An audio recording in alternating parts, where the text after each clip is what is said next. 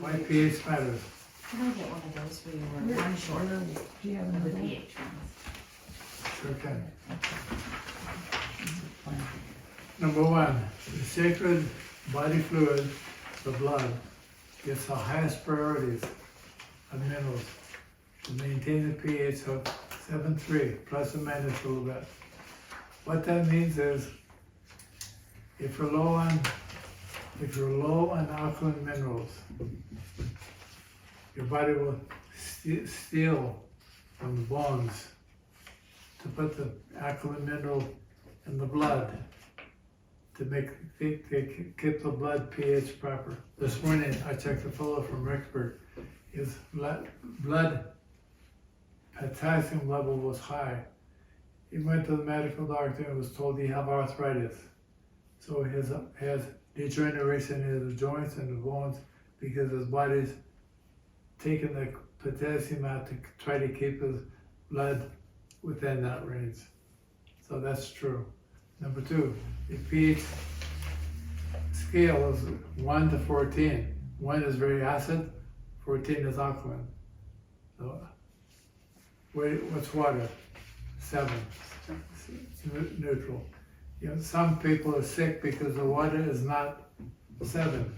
You can take the same test strips that you test your urine with and test your drinking water. You want it to be above 6.5. We're lucky in Idaho because most of our water that comes out of the wells is more alkaline. So I had people in Colorado Springs who, on the one end of town, the wells were acid. Most of them had higher incidence of arthritis because they were drinking acid water. Now a quick fix, just so you know, a quick fix in addition to taking alkaline minerals is baking soda. If you add baking soda to the water, it will make it more alkaline. If the pH is like 5, you test your urine and it's 5, 5, 5 day after day, you can add baking soda to bring it more alkaline. What about lemon juice?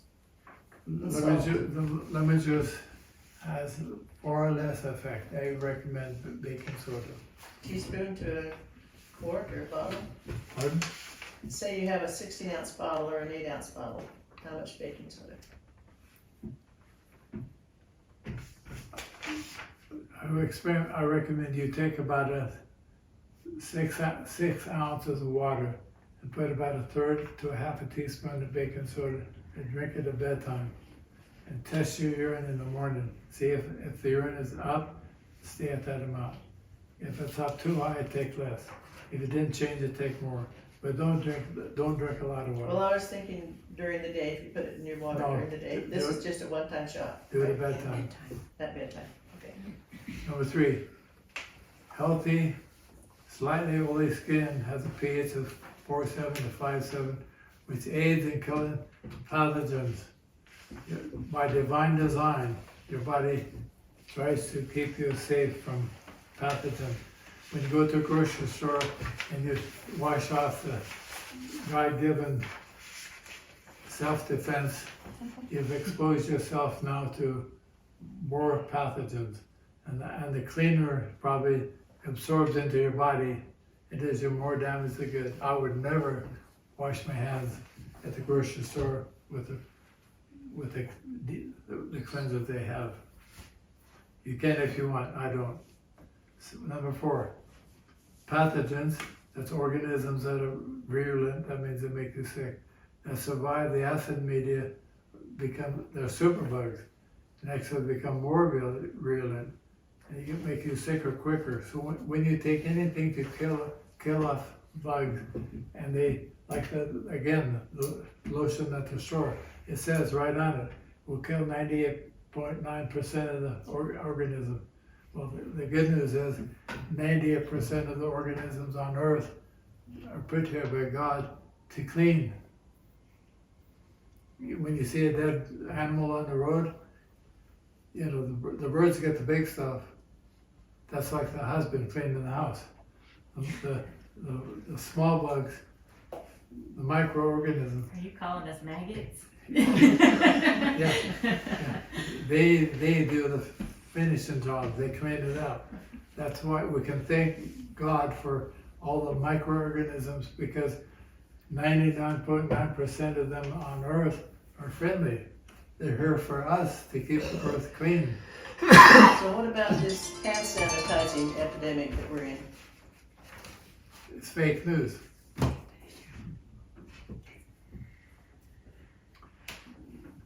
Number 5, Coca-Cola has pH of 2.3. It gives a tingle taste due to the amount of phosphoric acid. Even root beer and coffee have a pH of 5, so they're all bad.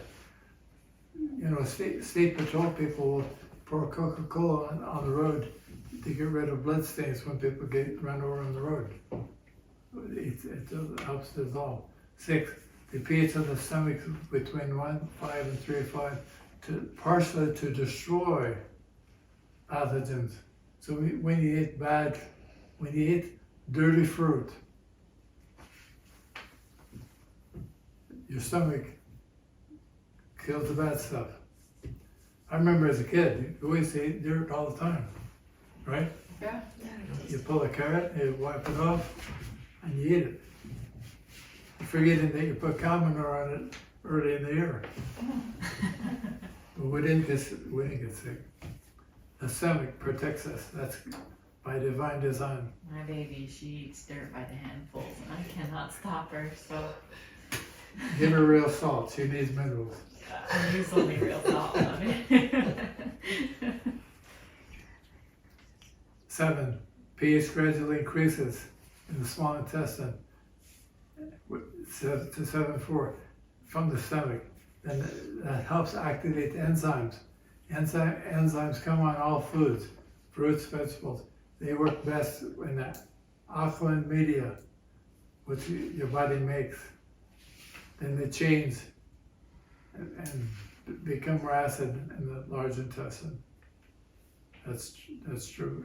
8, eat an abundance of greens or superfood aids in maintaining alkaline pH, thus lowering the kidney and lung stress, which also raises the pH of the urine in the morning.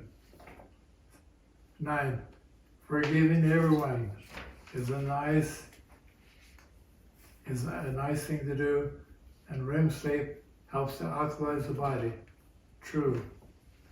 It helps your body if you forgive everyone, including yourself, because acid thoughts make the body acid. Now 10, kidneys and lungs work together to keep the blood of 7.3 and works harder if you're dehydrated. That's very true. Now, I have a couple of samples this company sent to me. If any of you want to try the detoxify, I have a few samples, only 3.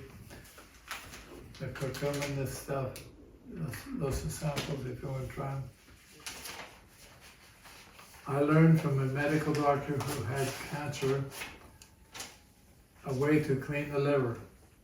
It's called coffee enema. When I first heard of it, I was shocked. I'd never heard anything about it. I'm going to pass around to you the one method of doing coffee enema. A coffee enema is primarily to clean the liver. As a secondary benefit, you do get cleansing of the large intestine.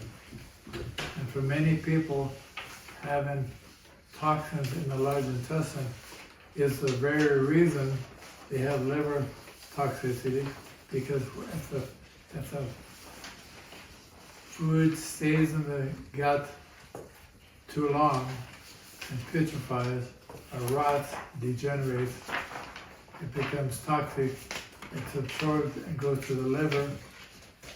The liver then takes the toxin, binds them chemically, stores them in the gallbladder, so when you eat fat, the body can secrete bile to break down fat and get rid of the toxin.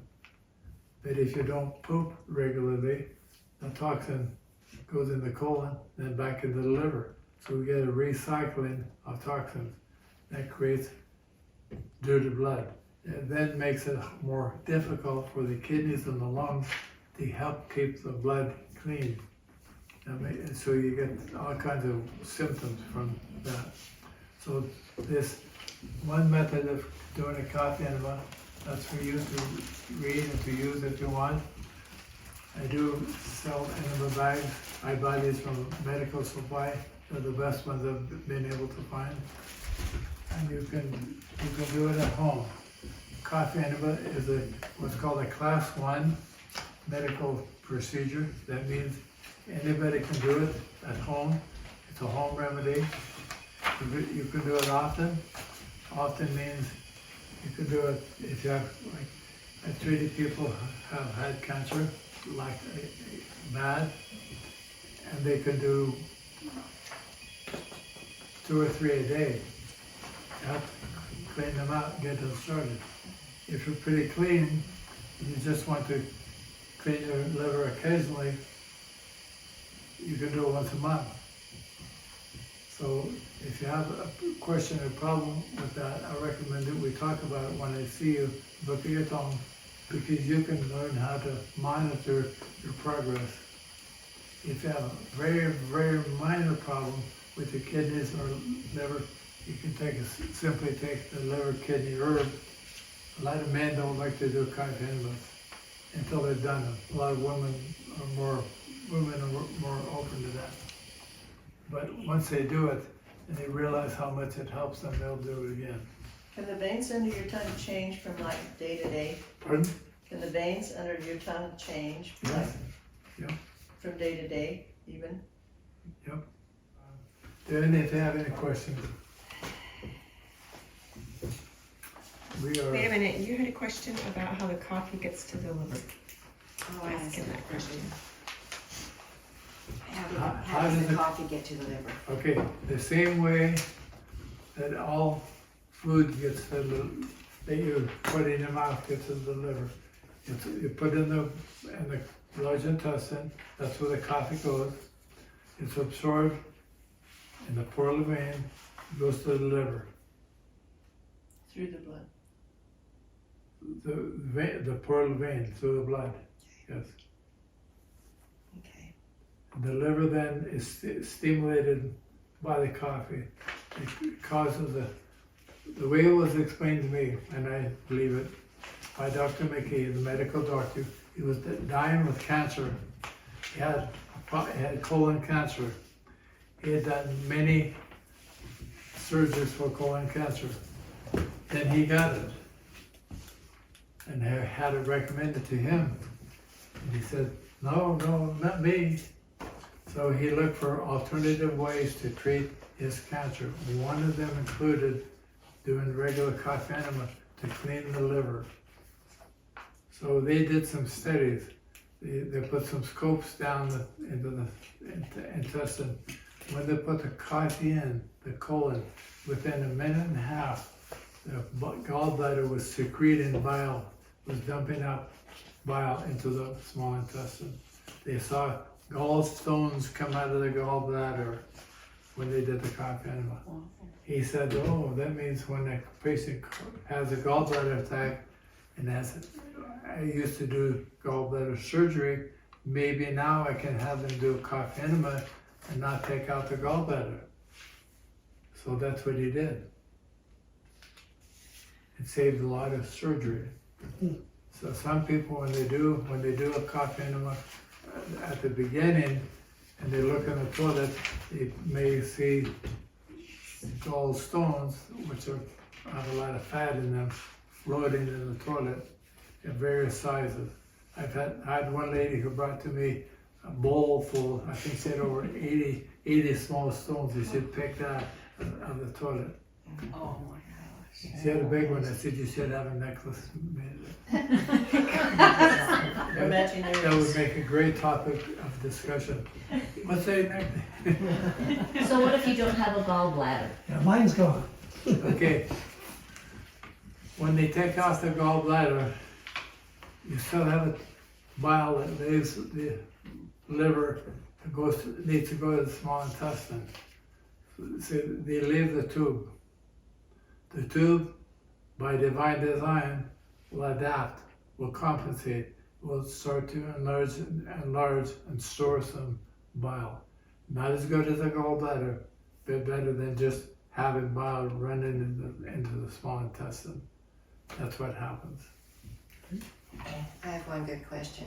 Since it's the change of the seasons right now, I heard a Chinese saying that we should be cleansing our bodies. God took care of that for us. Okay.